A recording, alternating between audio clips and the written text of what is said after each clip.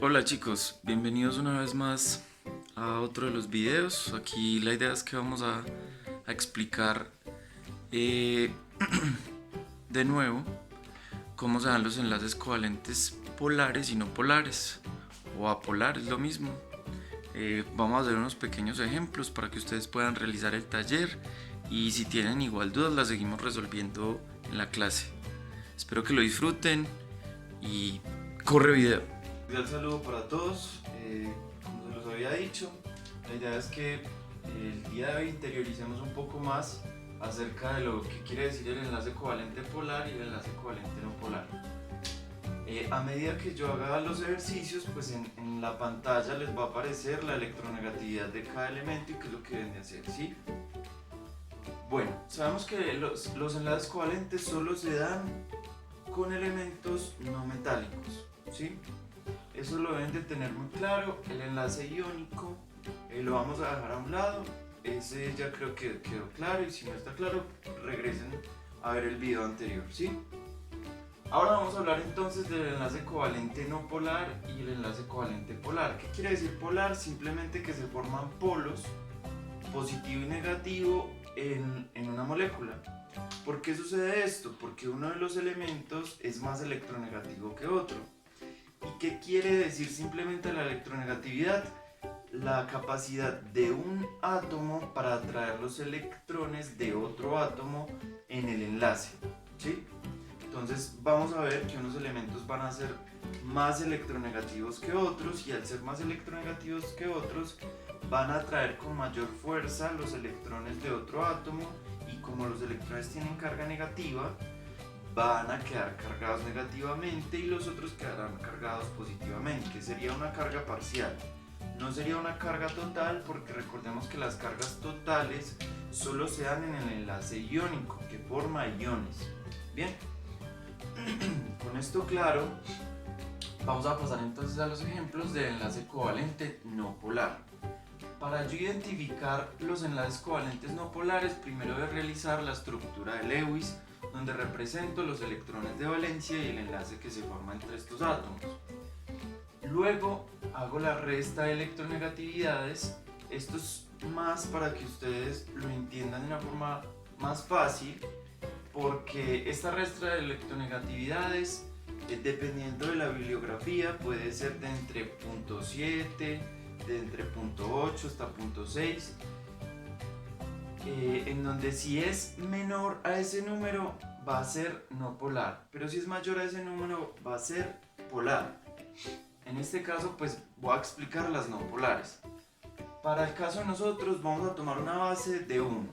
Si en nuestra resta la diferencia de electronegatividades da inferior a 1, quiere decir que es no polar, ¿sí? Pero si supera el 1 es polar, lo que quiere decir que se forman cargas parciales en la molécula. En este caso, cuando se forma un enlace entre ambos hidrógenos, ellos forman el enlace, pero como los dos tienen la misma electronegatividad, los dos átomos, estos en la resta va a dar 0, quiere decir que es menor a 1, lo que vamos a catalogar este enlace como covalente no polar. En la bibliografía también pueden encontrar la palabra apolar, es lo mismo, ¿sí? A quiere decir sin, entonces no polar, quiere decir que no forma polos. Aquí tenemos otro ejemplo con dos átomos diferentes. Este es el metano. Aquí vemos que la electronegatividad del carbono es diferente a la del hidrógeno, y por eso es que nos da un valor menor a 1 y decimos que esta molécula tiene enlaces covalentes no polares. Quiere decir que no forma polos. Bien, así deben de realizar el ejercicio que les envié el taller de la semana pasada, para que ahí también les coloqué un ejemplo de cómo realizarlo. A medida que les estoy explicando esto, pues deben de aparecer en pantalla la electronegatividad de cada elemento, cada átomo. Esta electronegatividad, ¿de dónde la saco yo? Pues la pueden sacar de la aplicación que yo les recomendé para que descargaran y para que la pusiéramos en práctica, o también la pueden mirar en una tabla periódica cualquiera, ya sea si la descargan por internet o si la tienen física. Ahí también les va a aparecer un cuadro y un número con una flecha que dice electronegatividad. Y así la verán en todos los átomos. Bueno, en este caso ya les expliqué entonces el enlace covalente no polar. Para el enlace covalente polar quiere decir que la molécula formará cargas parciales, es decir, polos como los que tiene una pila. Aquí, de igual manera, yo represento la estructura de Lewis de la molécula, en donde represento los electrones de valencia de cada elemento implicado en el enlace y luego resto las electronegatividades, pero solo de un átomo. Mire, yo sé que aquí hay dos átomos de hidrógeno, pero yo solo voy a tener en cuenta uno, ¿sí? Porque solo me estoy fijando en un enlace. Bien, entonces, cuando yo hago la resta de electronegatividades, vemos que la diferencia me da mayor a 1. Entonces yo catalogo este enlace como covalente polar. Cuando yo digo que es covalente polar, lo represento con un ρ, es un 8 incompleto, en donde me dice que es una carga parcial negativa para el elemento que tiene la mayor electronegatividad, y para el elemento que tiene la menor electronegatividad es una carga parcial positiva. ¿Sí? Lo que quiere decir que esta molécula forma polos parciales, cargas parciales, porque los electrones están más cerca del oxígeno que del hidrógeno. Y esta propiedad es muy importante porque gracias a esto la molécula de agua puede formar puentes de hidrógeno, por ejemplo. Eso lo explicaré a medida que vayamos teniendo los encuentros sincrónicos por Zoom, pero por ahora es importante cómo deben desarrollar los ejercicios y cómo son las electronegatividades de cada elemento. Como ya les había mencionado, entonces los enlaces covalentes se clasifican en dos: no polar y polar. No polar cuando nuestra diferencia, es decir, en la resta, me da menor a 1. Y polar cuando en nuestra resta me da mayor a 1. Recuerden que este valor puede cambiar entre la bibliografía que puedan observar en internet o si tienen libros en casa.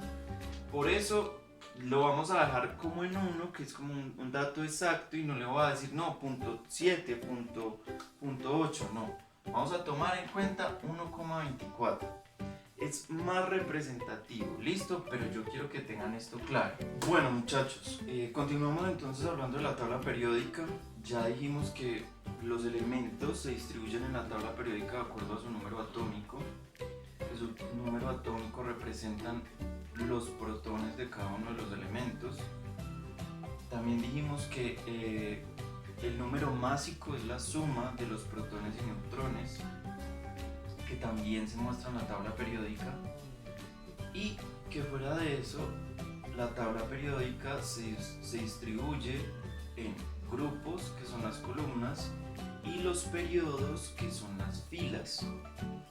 Los grupos, valga la redundancia, encasillan a una serie de elementos con ciertas propiedades similares, y los periodos describen el nivel de energía en el que se encuentran sus electrones. Pero eso hablaremos más adelante.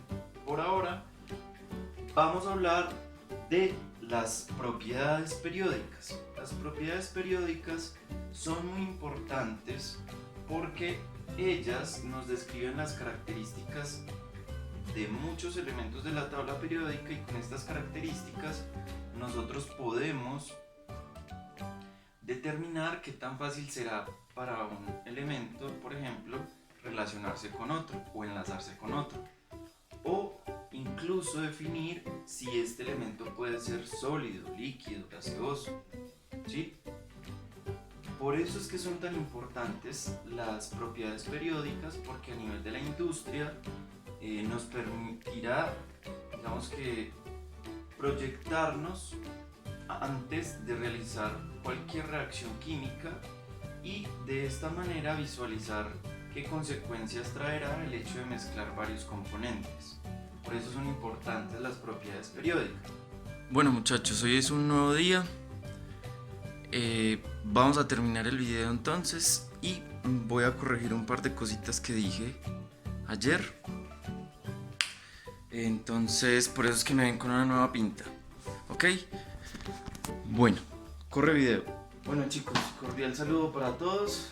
El día de hoy vamos a hablar de las propiedades periódicas de los elementos químicos. Estas son muy importantes para predecir las reacciones químicas que ellos pueden tener y por esto adelantarnos a los posibles resultados que deseemos o que no deseemos de una reacción.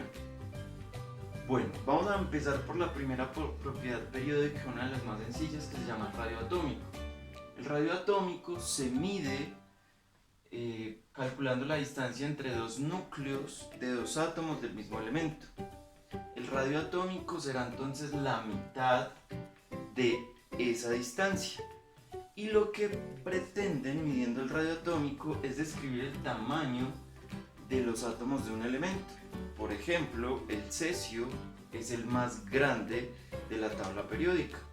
Esto también nos permite calcular o determinar qué tan lejos están los electrones de valencia del núcleo y por eso qué tanta energía tienen o qué tan fácil es para ellos separarse del núcleo de un elemento. Por eso es que es importante determinar el radio atómico para saber qué tan grande es un elemento y cuál es la distancia que hay entre los electrones de valencia, es decir, los que están más lejos, al núcleo. Esta propiedad periódica aumenta en la tabla periódica de arriba hacia abajo y de derecha a izquierda. Por eso es que vemos que el cesio es uno de los elementos más grandes de la tabla periódica. Igual por aquí van a estar viendo ejemplos de elementos grandes y elementos pequeños de la tabla periódica dependiendo de su radio atómico. Recuerden entonces que esta propiedad aumenta de arriba hacia abajo y de derecha a izquierda en la tabla periódica. ¿Listo? Bueno chicos, y continuando con las propiedades periódicas, seguimos con la energía de ionización. La energía de ionización es la energía necesaria para separar el electrón más externo de un átomo. ¿Cuál es el electrón más externo? Pues el electrón de valencia. Entonces, vamos a pasar de un átomo neutro de hidrógeno con un protón, un neutrón y un electrón a pasar a un ion positivo de hidrógeno porque le estamos imprimiendo energía para quitarle este electrón. Esta energía de ionización también recibe otro nombre que se llama potencial de ionización. Esta propiedad periódica es importante porque estamos hablando de los electrones de valencia y porque recordemos que estos participan en los enlaces químicos. ¿Por qué de una u otra forma esta energía es importante? Porque mide las estructuras eléctricas que pueden tener una molécula o un átomo particular. ¿Por qué? Porque recuerden que todos los átomos buscan estar estables, es decir, tener una configuración electrónica estable para poder mantenerse de esa manera. ¿Okay? Por eso es importante la energía de ionización para determinar cuál será la energía necesaria que yo necesito para separar un electrón de un átomo. Obviamente este electrón no va a quedar volando en el aire, no. Este electrón se va a unir a otro elemento formando de esta manera un enlace y buscando su estabilidad. Probablemente esto se ve en mejor medida en la industria de las sales. ¿Por qué? Porque en las sales estamos pasando un electrón de un átomo a otro y es allí donde vamos a ver la energía de ionización, la energía necesaria para separar un electrón de un átomo neutro para convertirlo en un ion positivo. Cualquiera, este es solo un ejemplo de hidrógeno. Pues vamos entonces por otra propiedad periódica y es la afinidad electrónica. Esta es la capacidad o la facilidad que tiene un átomo o un elemento para recibir electrones.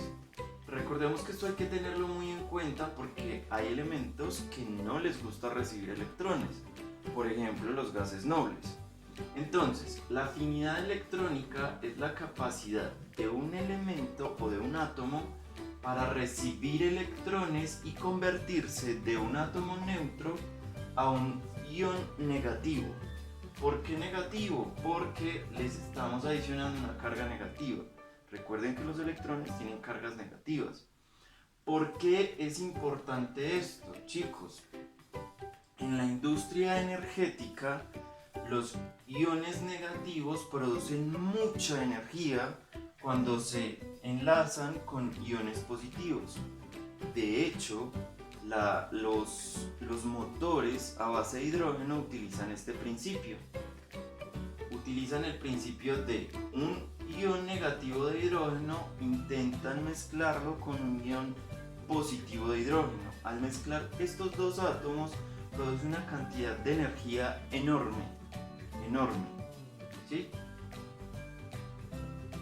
Bueno, entonces, repasando, la afinidad de electrónica es simplemente la facilidad que tiene un átomo de recibir un electrón y convertirse de un átomo neutro a un ion negativo. ¿Listo? Bueno, muchachos, ya hablamos de afinidad electrónica, radio atómico, potencial de ionización o energía de ionización. Ahora vamos a hablar de la electronegatividad. Y esta es una de las propiedades más importantes de los elementos porque ella mide la fuerza con la que un átomo atrae electrones de otro átomo. Y por eso es que estábamos hablando antes en los enlaces químicos de polos, porque gracias a esta electronegatividad los átomos pueden crear polos. Al crear polos, es decir, cargas eléctricas, pues para ellos será más fácil enlazarse, ¿sí? Y buscar una estabilidad. Por eso es tan importante la electronegatividad. Recordemos que tanto el radio atómico, la afinidad electrónica, el potencial de ionización o energía de ionización y la electronegatividad, estamos refiriéndonos solo a los electrones de valencia, ¿sí? ¿Por qué? Porque estos electrones de valencia son los que participan de los enlaces químicos y a final de cuentas son ellos los que proporcionan la facilidad de enlace de ciertos elementos. Entonces por eso es que podemos categorizarlos de diferentes maneras y por eso es que podemos descubrir que hay unos grupos representativos y otros de transición, porque estos van a tener ciertas características particulares o ciertas propiedades que los van a encasillar y por eso es que la tabla periódica se divide en grupos y periodos, determinando cuáles son las propiedades que los representan y cuál es la energía que tienen sus electrones. Espero que les haya gustado. Es simplemente la introducción al tema. Vamos a seguir trabajando sobre esto. Por cada propiedad periódica la idea es que hagamos un mini taller para que ustedes interioricen qué es lo que quiere decir cada una de las propiedades químicas y podamos entender en dónde aparecen en la tabla periódica. Para esto deben de remitirse a la tabla periódica y ver que a modo de ejemplo toman uno de los cuadros y señalan qué quiere decir cada número. ¿Esto por qué es importante? Porque de esta manera podemos predecir una reacción química y de esta manera no sufrir un accidente. Listo, espero que lo hayan disfrutado y espero que no se haya vuelto tan tedioso y tan largo este video como los anteriores. Nos vemos en clase, hasta la próxima. Eso era todo, fin del comunicado.